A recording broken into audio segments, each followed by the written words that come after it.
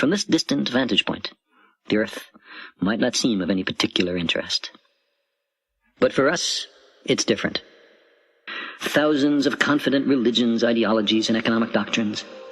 Every hunter and forager, every hero and coward, every creator and destroyer of civilization.